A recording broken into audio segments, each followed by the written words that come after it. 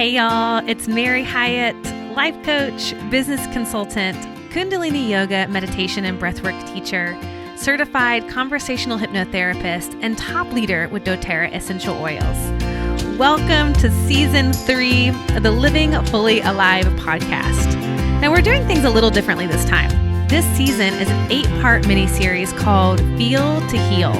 And we will be taking a deep dive into all things feelings and emotions. How we respond to what we feel inside ourselves impacts our work, our relationships, our health, our spiritual lives, and everything in between. And when we don't have the skills to properly feel and process our emotions, our repressed anger, shame, resentment, fear, grief, and loneliness ends up driving the bus and hijacking our lives. But I want to show you a better way towards emotional resilience, freedom, and healing. Rest assured, I am still here to guide you on the path of inner transformation and empower you to come back into alignment with your soul, trust your inner voice, and design a life that makes your heart sing. So, let's jump into it. Hey y'all, it is Mary Hyatt, and I am so excited to be with you on another episode of our Feel to Heal 8-part series. We have been having some really fantastic conversations. I feel like every single week just keeps getting better and better, and this week is no exception. I, as you know, have been interviewing several experts, so definitely go check out those past episodes because we're sort of building our understanding of emotions, of why it's important to slow down, to not only feel, but to understand what's happening in our mind and our brain, what's happening in our body, what's happening emotionally, so that we can process through emotions, so that we can have better resiliency when we're dealing with traumatic or stressful or challenging circumstances. And so my conversation today is with Elizabeth Stanley. She is the award-winning author of Widen the Window, Training Your Brain and Body to Thrive During Stress and Recover from Trauma. And I'm obsessed with this book. I have been devouring it. I've been listening to it on Audible. And I don't think it gets more of a big deal than when you have Bessel van der Kolk write your foreword, who is the author of The Body Keeps the Score. If you're familiar with that book, I know we've mentioned it in several past episodes, but her work is so powerful. And what I love about it is that it really helps to educate you if you don't have an understanding of how the brain works and what stress does to the body and to the brain and how that can come out sideways. She does a really great job at slowing down and explaining that, and gives you tools to actually regulate yourself, regulate your nervous system, regulate your emotions. So when things do happen, you have a whole toolbox full of tools that you can use to help move through when you get triggered, when things are challenging and hard, whether that's relationally or in your business life, in your work life, or at home. There are ways that you can learn how to meet those challenges more efficiently, more effectively, bringing you to a lot of resilience and a lot of healing and a lot of recovery. So definitely check out her book. But Elizabeth is a professor of security studies at Georgetown University. She speaks, teaches, and writes widely on a variety of topics related to resilience, political psychology, civil military relations, and international security. She is the creator of Mindfulness-based Mind Fitness Training, or MFIT, which she talks about in Widen the Window. We talk about it on this episode, but she has taught this to thousands in civilian and military high stress environments. MFIT research has been featured on 60 Minutes, ABC Evening News, NPR, Time Magazine, and many other media outlets. And she is also a U.S. Army veteran with service in Asia and Europe. She holds degrees from Yale, Harvard, and MIT. She is also a certified practitioner of Somatic Experiencing, a body-based trauma therapy. So she really is perfect for this 8-part series, and we have a fabulous conversation. So without further ado, here is my conversation with Elizabeth. Hey, everybody. It is Mary, and I am so excited to be here with Liz. As you heard, she is a wealth of knowledge. We are so just blessed to have her mind, to have her energy and her spirit with us today. And Liz, I have so many questions for you. I want to dive straight in, but welcome to the show. Thank you. Thank you so much for being here. Thank you so much, Mary, for having me. I'm so excited to be here and looking forward to our conversation. It's going to be good. I feel like I have to temper myself because I can geek out with all the neurobiology and neuroscience and everything. So I'll try to keep it a little bit, not so deep, but I find what you teach, how you teach it, so fascinating. And your story is so powerful. I love when people experience really challenging things in lives and turn that around to be their life's work, to be their gift to the world. And I feel like usually for people that have gone through traumatic events and experiences, that oftentimes when they're able to get through to the healing, it really can become something that they offer to the world and to teach. And you are such a beautiful example of that. And I would love for my audience to get to know you a little bit better. And I would love to hear, obviously I've read so much of your book, but I would love to hear your story and kind of what got you into this work of trauma and neuroscience and stress, and how you started in on that path. Yes, Mary. I think sometimes those of us who end up as researchers in some way end up researching something we really need to know for ourselves. There is nothing that I have been teaching or that I wrote about in Widen the Window that I didn't first learn about in my own mind and body. In some ways, I'm kind of exhibit A of all of the dynamics that I talk about in the book and in my resilience training. So I come from a long history of chronic stress and trauma. I experienced a lot of childhood adversity and early childhood sexual violence. I come from a military family, so there were different generations of trauma that had happened. Both my father and my grandfather saw combat. And my mother had some loss early in her life. And I think that sort of set some conditions in early childhood that set my body and mind in a certain way, on a certain trajectory. I experienced more sexual violence in high school, and then in college. I did an ROTC scholarship and then served in the Army, and I was deployed overseas, lots of stressful military training. I did 2 deployments in Bosnia and in Bosnia and the Balkans. And in the Bosnian deployment, I had a near-death experience where I stopped breathing for a period of time. And then when I left active duty, it was like all of these things that I'd experienced through my life at that point, they kind of caught up with me. And my system had been, throughout all of the decades of doing that, I had been coping the way many of us cope, kind of by suppressing it, pushing it aside, compartmentalizing, and powering through.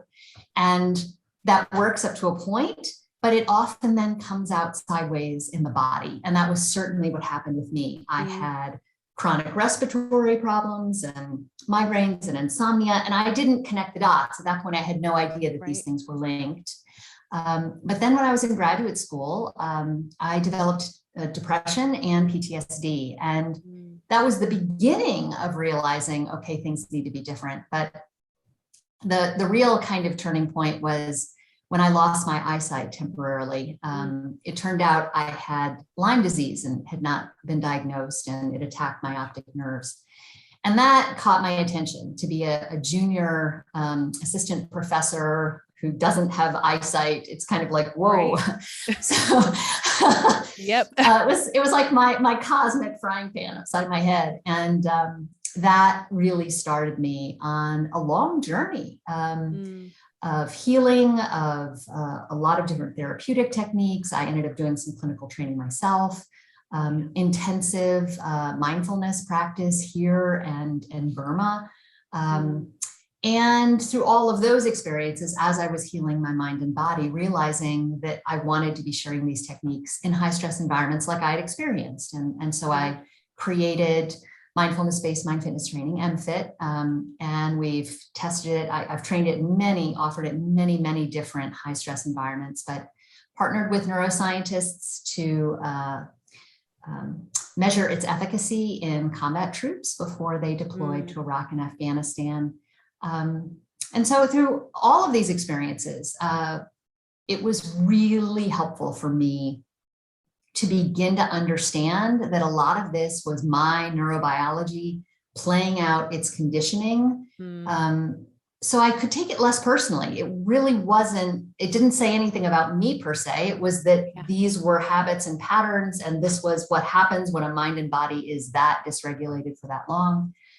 And that really did silence all that judgment that I had been, all the shame that I had been experiencing.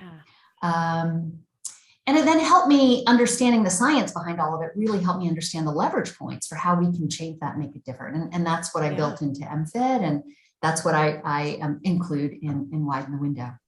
Yeah.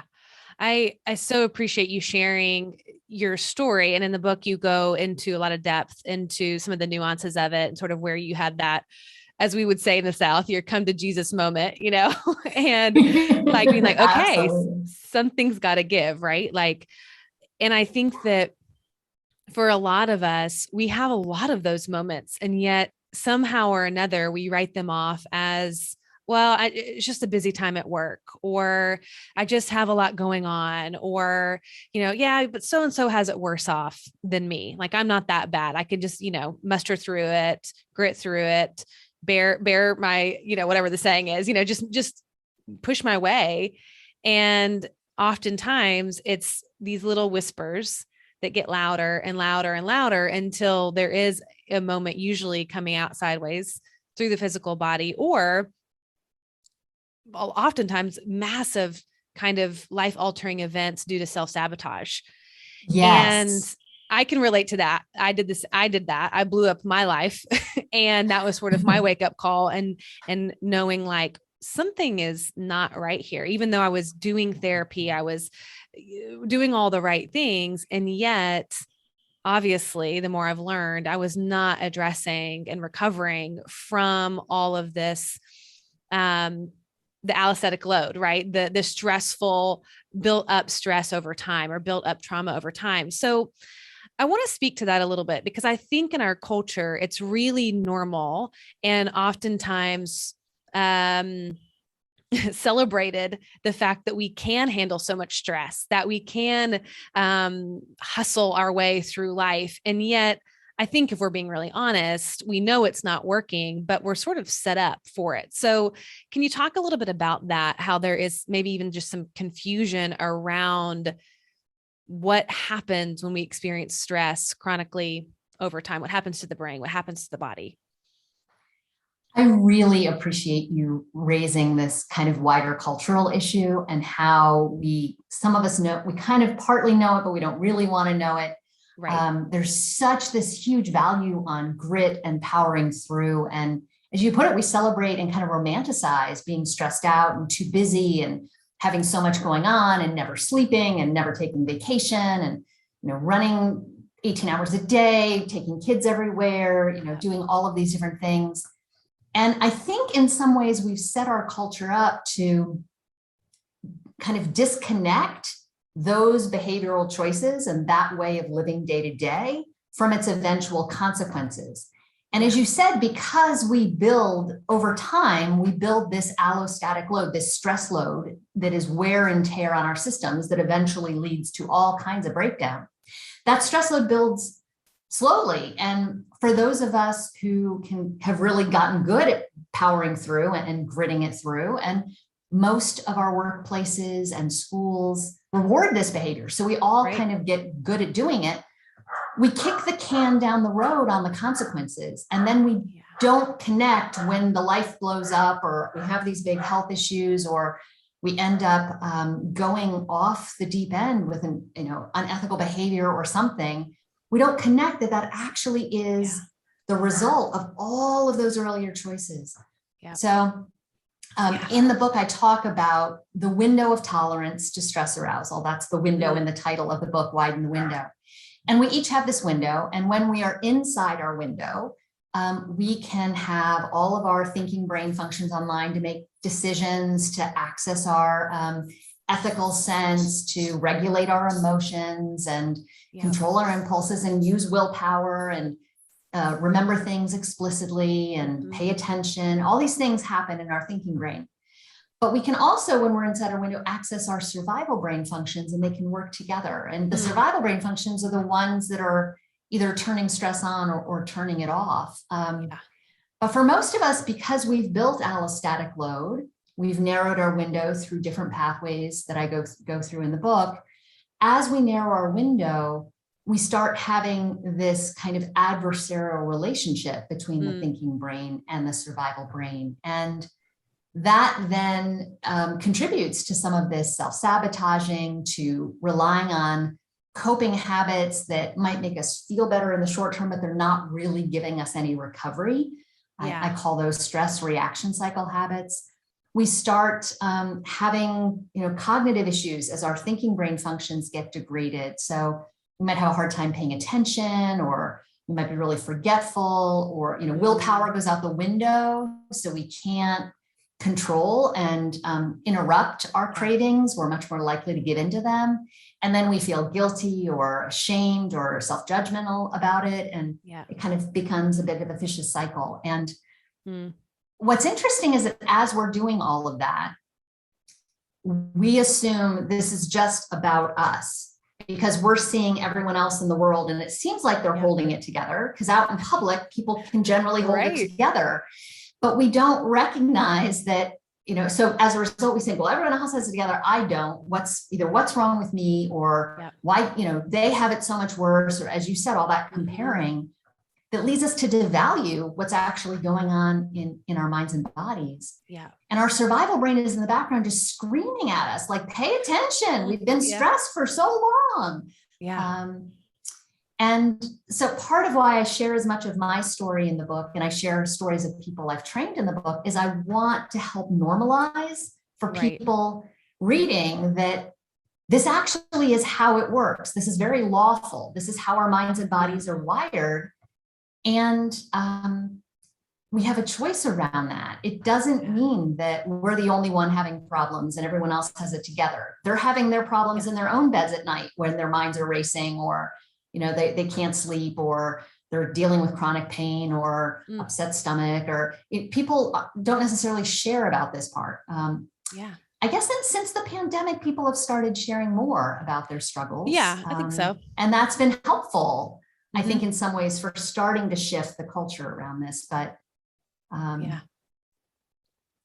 well, I want to slow this down, because I think that you're hitting on so many important points, one of which is identifying ourselves as somebody who might be worthy to explore this a little bit deeper. Like, I think so often we look at what we're dealing with is, like you said, almost an isolated thing. Like, maybe it's just me, that turns internal, kicks up a lot of shame. Like, I'm having this memory for myself. This was, I think I was still in high school, maybe, and I had experienced several traumatic things and just went to a very high achieving high school. The bar was set very high. There was a lot of expectation on me, and I experienced horrible anxiety. I started going to therapy when I was 13 years old. And I remember my therapist saying, okay, you need to go to a psychiatrist because I think you need to get on medication. And so when I went to the psychiatrist, he said, yeah, tell me your symptoms. And I, listed off all the almost kind of physical sensations that I experienced: sweating, tingling, shortness of breath, kind of those somatic symptoms. And he said, yeah, the truth is this is just a chemical imbalance in your brain. And so that'll never fix itself. you'll be on medication for the rest of your life. Here's some Zoloft. And I went on my way. And so very early on, I had this story that this was who I am. It became part of my identity and part of my genetic makeup. Like, okay, this is something that really even wasn't tied back to what I had experienced up until then. It was like, there's something wrong with your chemistry. It's probably been passed down, right, from your parents. And this was at a time, I think, when obviously the concept of, oh, we can actually change our brains and there's such a thing as neuroplasticity, that was not at all the part of the conversation. And so it felt like a sentence. It felt like I'm going to deal with anxiety, and consequently, because of the medication, depression, for the rest of my life. And it was a very disempowering place to be, and to feel like there's nothing I can do about it. And one of the things that I love that you talk about is our own agency over emotions that can feel really scary or big or intense, stressful situations or trauma, that there is some control, there is some agency we have over this. But I want to go back to, before we get into that, to kind of lay the stage for, okay, how do we get to that place where we feel more empowered? Let's go back to that window of tolerance that you were talking about, because I think that this is such an important concept for people to understand. And like you said, it's not really your fault. Like, it's not something that you've done wrong. It's sort of part of how it's set up as law of nature with our brain chemistry. So I want to like test my knowledge and tell me if I'm getting this right. So the window of tolerance is where you're saying, when we're inside that window, that let's say green zone, the safe zone, we can process things in a healthy way. We can handle stressors that come at us. We can employ our thinking brain that helps us make decisions, and executive functioning, thinking about consequences. We can remember, we can gather data, we can bring that to the forefront, analyze, kind of bring all the facets together to make healthy decisions and to sort of balance out in a healthy way all that life throws at us. But when we start to move outside, and so we're moving from green maybe to yellow or to orange or to red, we're moving outside of that window of tolerance. That's when our survival brain kicks in, that fight, flight, or freeze response, the lizard brain, right? So that brain doesn't have executive functioning. It's visceral in a way. It is reactive. So first of all, am I getting that right when we're talking about the window of tolerance and then being outside of that window? Yes, our survival brain is actually also active when we're inside our window. But what's important is that the messages it's sending us when we're inside our window, we are able to interpret and modulate and use that information and use some of the hormonal shifts and energy shifts to actually connect with other people and have strong relationships and speak up for our needs. And so the survival brain is driving stress, arousal, or recovery, but it's also very important for driving our emotions and driving our ability to socially connect with others. So we need it when we're inside our window. It does some great functions for us. It helps us read body language and nonverbal cues in other people. And it helps us sense other people's emotions so that we can really be emotionally intelligent and connect with where they are. But you're right, as we move outside the window, either we're at the kind of at the edge of it, or we've actually gone outside of it. At that point, all of our thinking brain functions are degraded. So we don't have so much ability to make good decisions and gather data and remember things consciously and make plans and follow through on them and think about consequences. All those pieces become a little bit less available. That's when we're more likely to engage in really biased thinking, like us versus them kind of thinking, and blaming and shaming and justifying and kind of very defensive. Sometimes we think that we're being really rational, but we're not. It's very colored by the fact that we're outside our window. Yeah. And when we're outside our window, that's when we're very often having stress and emotions driving our decisions. They're driving which information we can take in. They're biasing how we feel a lot of internal urgency. So even though there might not really be urgent, we might feel like it's really urgent, and we feel a lot of time pressure. And at this place, we really can't regulate the emotions as easily. So they might be really leading to reactive and impulsive behavior. Yeah. And we also don't have willpower here. So that's when we're going to be much more likely to engage in sort of self-sabotaging, like adrenaline seeking or violent or self-harming behavior, rely on substances, stress eating, all of those coping things that might soothe us in the immediate term, but they're not actually giving us recovery. Yeah. Yeah. Thank you for clarifying that. Because I think it's so important to realize that that survival brain is active inside that window for sure. And it is so beneficial. We need that part of our brain. And when I think about emotions, obviously we're talking about in this series, right? Feel to heal.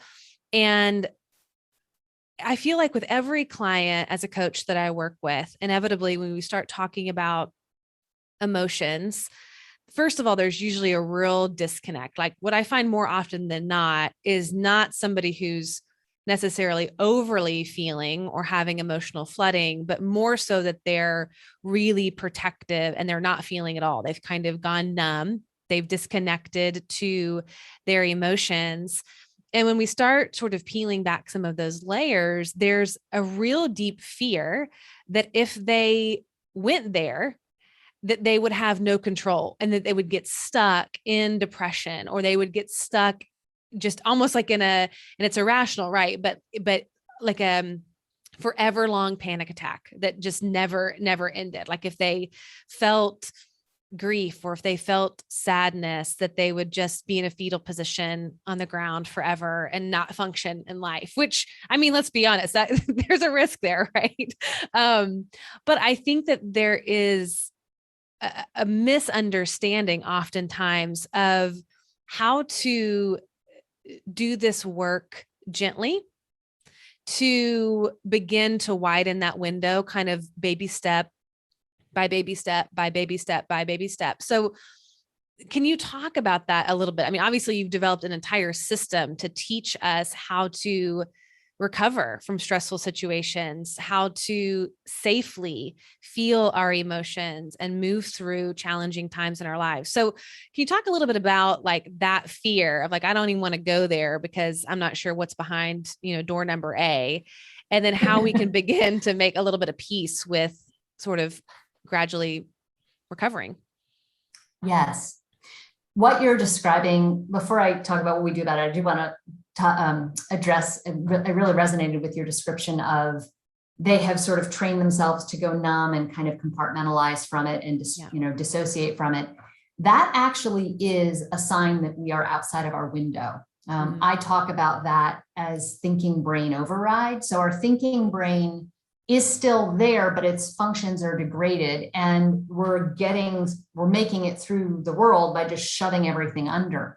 Yeah. And people are often trained they're socialized in their school situations and their work situations to do that, to kind of, to be able to hold your emotions at bay is often incentivized and rewarded. And so we do that a really long time, and we begin to then, like, the longer we do it, the bigger the dragon feels like behind door number one. So it really fuels that fear. And I think I definitely went through that phase myself. I had always been trained or taught that being able to suppress my emotions was a good thing.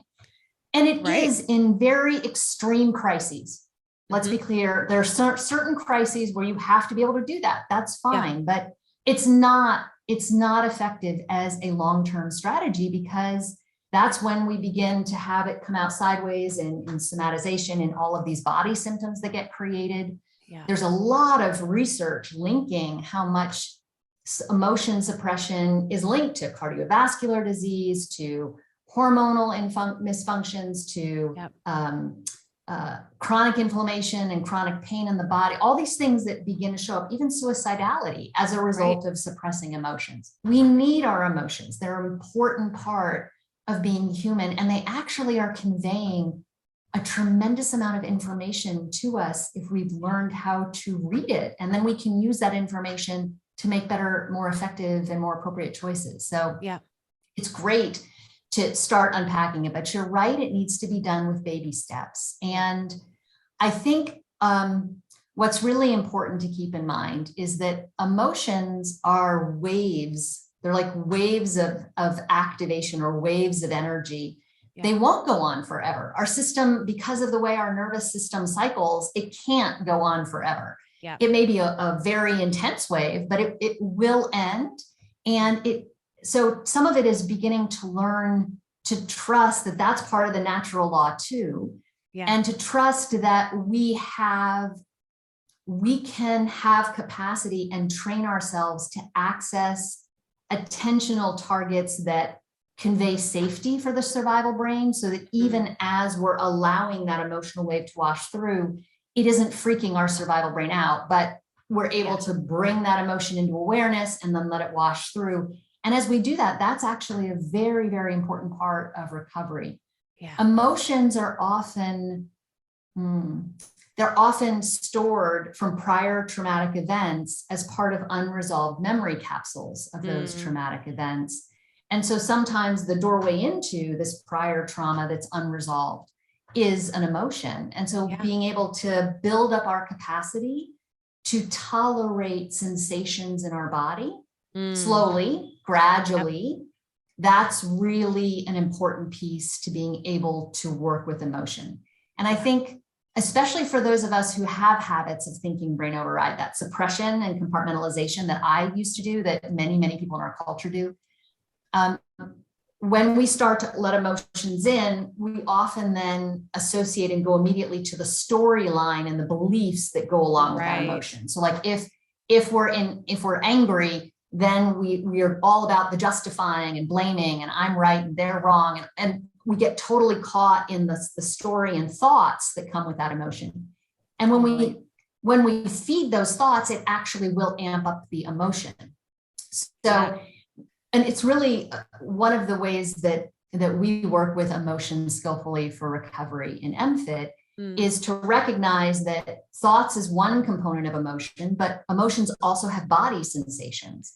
And if we can be in our body and we sort of disengage attention from the thoughts and instead track the sensations moving through, that actually gives us a fair amount of agency. And in MFIT, the first exercise is very focused on teaching us to be aware of attentional objects that help the survival brain feel safe.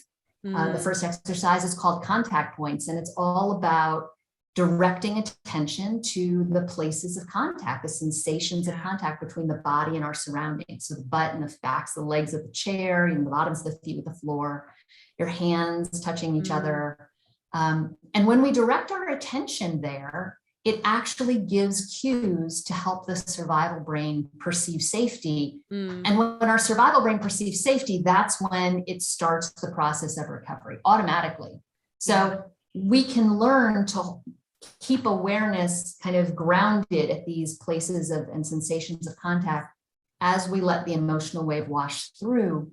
And that actually, as we do that over time, we develop a lot of agency and trust that these emotions are not going to go on forever, and we're not powerless in the face of them. Hey there, real quick. If you are at all feeling extra overwhelmed or exhausted by social media, or simply don't have energy to read through any more emails, believe me, I get it. That's why I want to invite you to connect with me over text. I send out weekly affirmations, words of encouragement, meditations, and of course, you'll be the first to know about any upcoming events or when I publish a new podcast episode. Plus, it's really me, so it's super easy. Just text 615-930-3522 or go to maryhyatt.com/text. maryhyatt.com/text. All right, back to our podcast episode. It's so empowering to develop that as a skill set. And I really say that as a skill set because it is something, and you teach this, that you have to learn over time. Like for me, I can remember dealing with anxiety. There's this story in our mind that's the looping, the fear looping that gets us caught. And that's the part that I think most people, when they think about getting stuck in their emotions, what they're talking about is the rumination, where they're prolonging it, right? So it's like they're replaying everything in their mind, they're analyzing it, they're amping up that energy by their thoughts. And we know this to be true because we can all do this. Like if I were to say to you, Liz, like, okay, see if you could access anger, and you might have a memory of being angry 2 weeks ago, and you go back to that memory. And then it's like, okay, Liz, could you amp up that anger 10%? Well, then you would start to hyper focus on, the aggression or the resentment or whatever you were thinking about that person. Okay, well, amp it up another 20%. All that ampage is happening by the focusing of the thoughts, right? That rumination, Yes, and that keeps us right. stuck. Yeah. So to me, I always love this concept of what's real. So like that's happening in the brain, and it's not actually happening in real life. And so what I love about the orienting is like, okay, what's real? Okay, I'm on this hardwood floor. Like for me, when I have been in panic attacks, I may be in a fetal position on the ground. Okay, well, what's real? Okay, I'm wearing a shirt and it's silk. Or, okay, I notice the brick on the wall, or I notice the color of the sky. All of a sudden we're calling ourselves back into the present moment, away from the rumination and into, okay, what's real is I'm actually inside of my house. There's no immediate threat. Nobody's standing over me with a gun, or whatever it could be. Worst case scenario thinking, like I'm actually safe. And I love how you explained that. Was a real big light bulb moment to explain something I was already doing intuitively, to go, oh, this is a skill set that I'm practicing, that I'm getting better and building resiliency, building this awareness that's allowing for me to be tethered to reality and to kind of claim my agency, to say, okay, I don't have to be caught into the wave. I can come back. That's the gift, obviously, of mindfulness work. But I so appreciate that's sort of where you start. Like, okay, look around, like what's real. That's how I, in Mary's language, it's like, what's real. And I think that this idea of safety is really important. Can you talk about why that is foundational to our recovery, is this felt sense of safety? So there's so much I also want to unpack from what you just said. Yeah. Can I do that first and then we'll talk about safety? Of course. Yeah. So it's, as you were pointing out from your own experience, where we are directing our attention, consciously or unconsciously, it's having these tremendous ripple effects through our body that then are, amping up or helping to reduce these waves of activation. And even in really, really, really stressful, challenging, unpleasant situations that we would prefer not to be in, even in those situations, we always do have some choice about where we consciously direct our attention, if we have been training ourselves to be able to, direct our attention or redirect our attention at other points. And so I love that when you were having panic attacks, you were naturally, instinctively knowing to go to orient to your present moment external surroundings. Yeah. And there's sort of two cues that we can give the survival brain to help turn on the parts of the nervous system that help with recovery and can help the survival brain to perceive safety. One is the contact points that I mentioned, these sensations of pressure and hardness and dampness and itching, or whatever the sensations at that contact point are. But the other one is actually orienting to our present moment surroundings. So looking around and seeing things in the room, or we might open our attention very wide and attend to sounds in the space around us. All of these target objects of attention, they are cueing the survival brain to back to this present moment, and they kind of cut through the activation and help the survival brain perceive safety. And the survival brain, every moment, it's constantly scanning our external world and scanning our internal world and asking, is this threatening? Is this challenging? And when the answer to that question is yes, when it appraises something as threatening or challenging, that's when it automatically will turn on the stress arousal, the fight or flight. But if it is scanning and it connects with target objects of attention that it knows as safe and stable and grounding, and that can be orienting to the room, that can be the contact points, that can be connecting with a person that is kind of safe with us and well-regulated, and we feel and sense that they have our back. If any of those things are there and the survival brain attends to those target objects, then it perceives safety, and it will automatically turn on all of the many different recovery functions that help us to downregulate from that wave of arousal. So safety is really critical for recovery. And what's interesting is that, no one taught me about the survival brain earlier in my life. I identified with everything through my thinking brain and how I would rationalize or dismiss or, devalue or judge or criticize or compare. And when we do that, when we notice ourselves that we're activated, we're experiencing a wave of anxiety or a wave of some other intense emotion, or we're just noticing that we're experiencing stress arousal, if in that moment we then start some of those running commentaries that you said, a little while ago, so-and-so has it so much worse than I do. Why am I stressed right now? This really isn't such a big deal. This shouldn't be causing me a problem. All those should sentences. This shouldn't be an issue. I shouldn't be having problems here. So-and-so has it worse. As soon as our thinking brain starts any of those commentaries, the survival brain is going to be appraising those commentaries as threatening and challenging. And so paradoxically, it's going to then amp up our arousal. So many of the ways we normally would have thought about interacting with and relating to emotions actually can make it worse. So as much as possible to just recognize if there's something in the outer environment or inside of us that our survival brain perceives as threatening or challenging, it's a neurobiological done deal. We will have stress arousal. And that doesn't mean that we're broken or wrong or, not able to cope better than so-and-so, or it's none of that.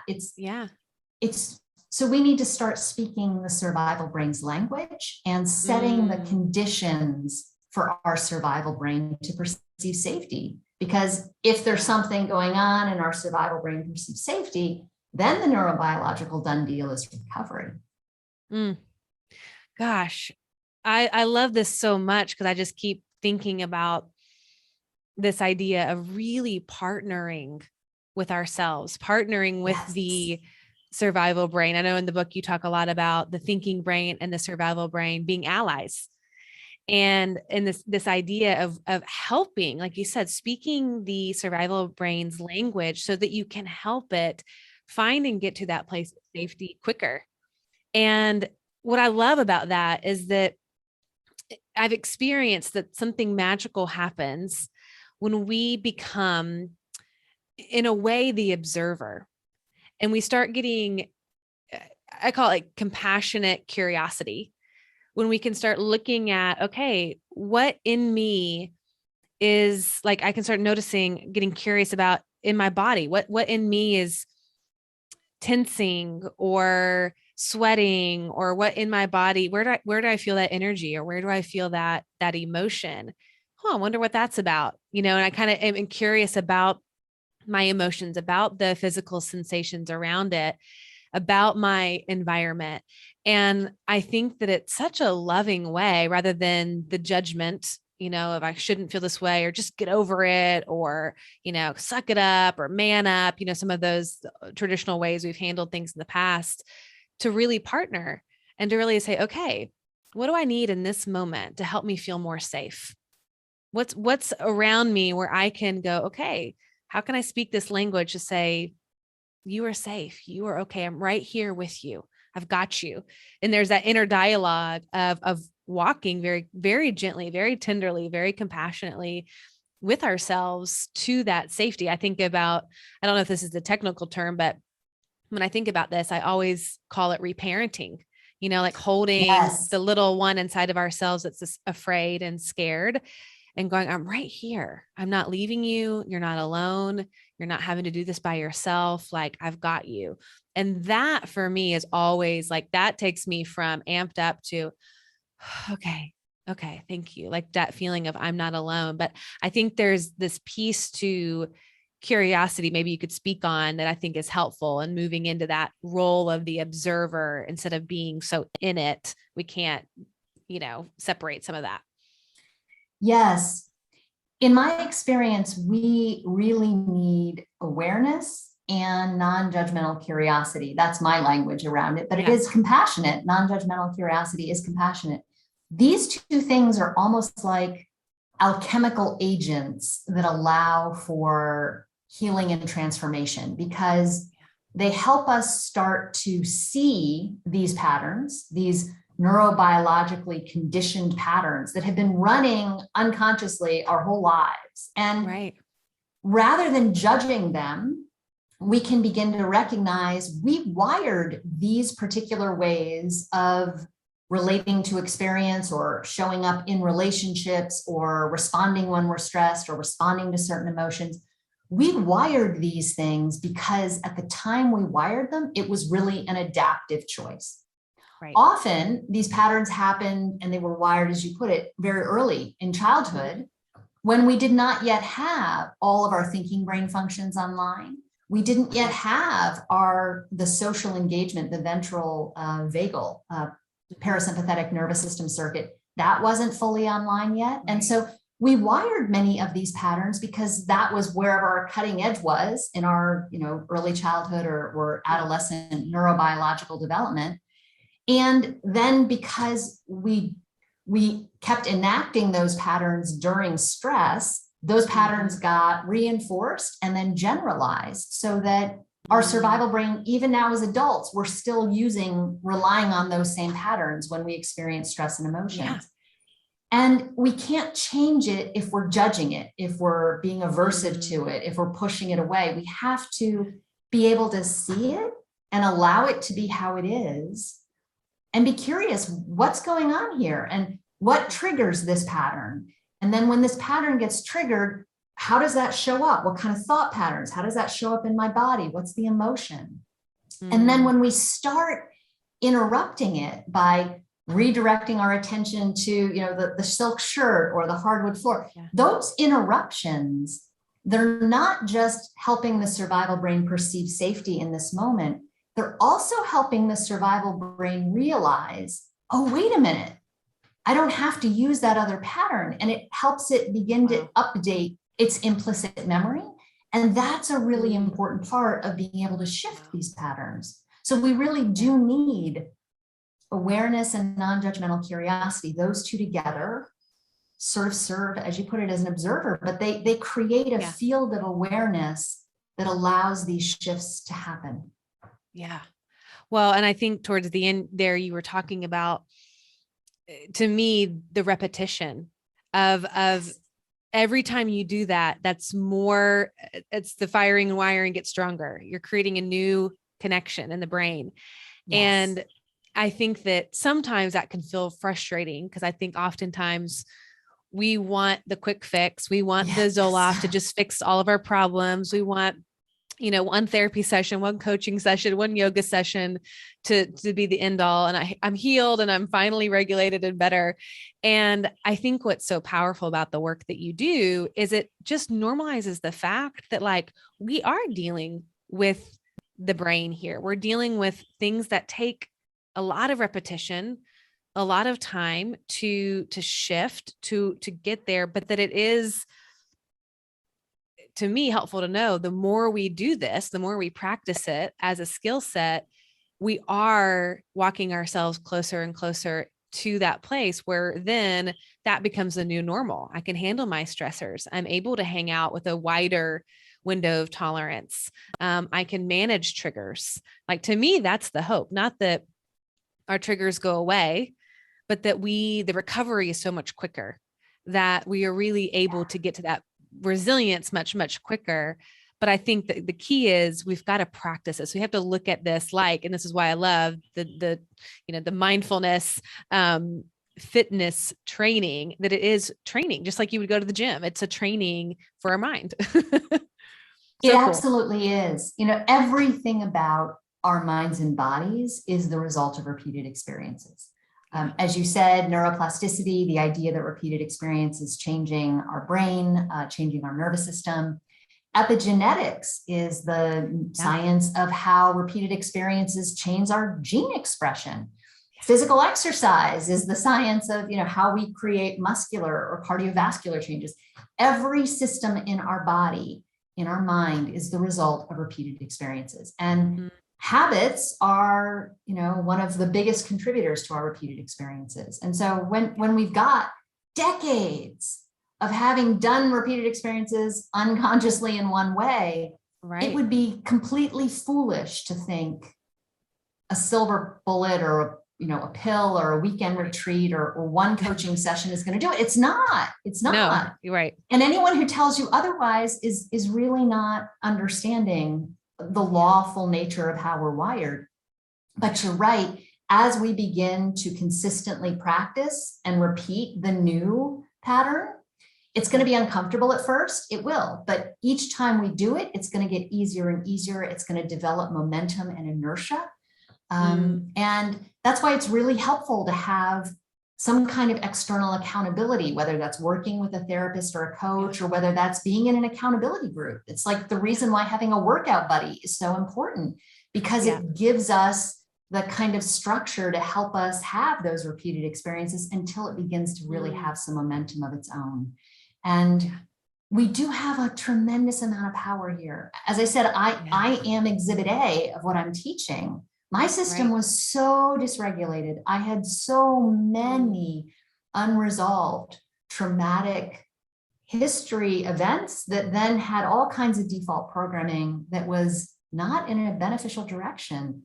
And, it took years, but it wasn't like it was intense the entire time. What mattered was that I was practicing the new things on a repeated basis. With MFit, we ask participants to practice on average about 30 minutes a day, and they break it up into shorter periods of practice. But in all of the neuroscience research studies, we had them keep practice logs so that they honestly recorded how much time they were practicing outside of the class sessions. And the logs went to my neuroscience collaborators. I did not see them. So they were honest, and they were obviously honest. There were many people who reported they weren't practicing very much. But on average, with the beneficial effects, lots of different kinds of window widening effects that we saw in the research, on average, those effects were happening with about 12 minutes of practice a day. So it does not need to be a ton of time. What matters is that it becomes the habit and we're doing it consistently. Wow. That's so encouraging. I mean, it really is. Like, I just think this is the hope for showing up and doing this work, and for consistently, compassionately, in a really, I think, gentle way, like showing up for yourself. Is there is so much hope for feeling more agency over your life, being able to really feel like, okay, I can make empowered choices. I'm not a victim to trauma or to things that are just challenging in life, that are hard, that inevitably every human being is going to experience. Like, to me, it is the coolest feeling to feel confident, to feel emotionally confident that I can like walk through what life hands me, because I've practiced these tools, that I can grab them in my toolbox and I know how to use them because I've practiced them enough to feel confident with them. And that hasn't always been the case. There was many, many awkward fumbling, moments where it was like, well, that worked for a short time. And then I had the panic attack. Right. But it's like over time, now I know it's like, it's such a quick recovery. And I would love for you to share where people can find out more about you, about MFIT, about how they can begin to implement this and practice this in their lives. Where do they go if they want to dive deeper into this? I would send people to my website, which is elizabeth-stanley.com. On the website, you can get the links to get the book, Widen the Window, Training Your Brain and Body to Thrive During Stress and Recover from Trauma. I also read the audiobook, so if you'd rather hear me share the book verbally, you can do that.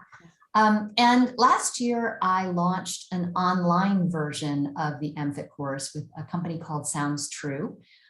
It's available on demand. It is an 8-week course, but because it's self-paced, many people choose to go more slowly if they want to.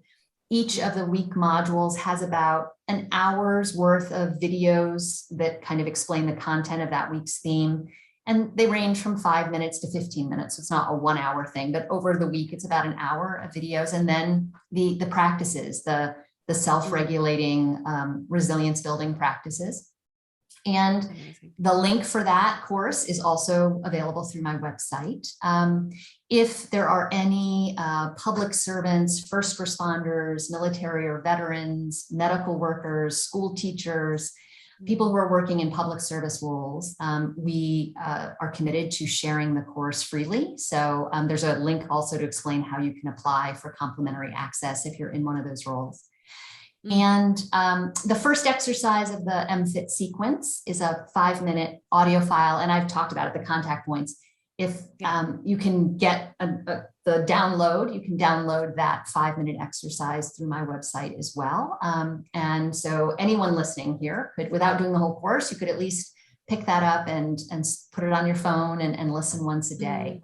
It really will begin to have some effects in helping your survival brain perceive more agency and more groundedness and turn recovery on. Wow. Thank you. Thank you so much. We will absolutely link to all of those phenomenal resources. And I can attest the book is amazing. I am listening to it on Audible, and it's so great to hear your voice and to have you to read it to me as I'm driving or whatever I'm doing. It's fantastic.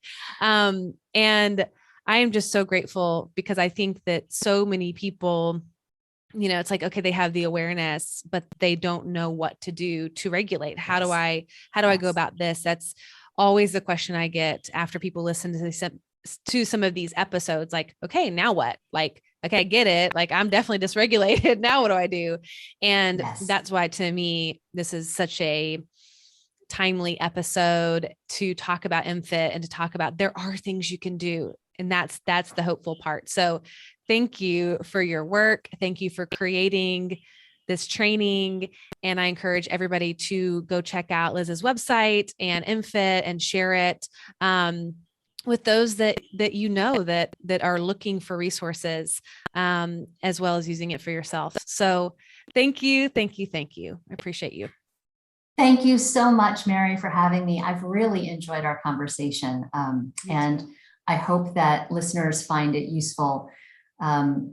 Each time any of us begins to do a piece of this work and moves ourselves closer to presence and self-regulation, because of our social wiring, we're always kind of in resonance with people around us. And so your listeners doing this work for themselves, it's not just going to change their lives, it's also going to change the lives of everyone around them. It's very linked. And so I'm always glad to talk about it. And thank you for the work that you're doing.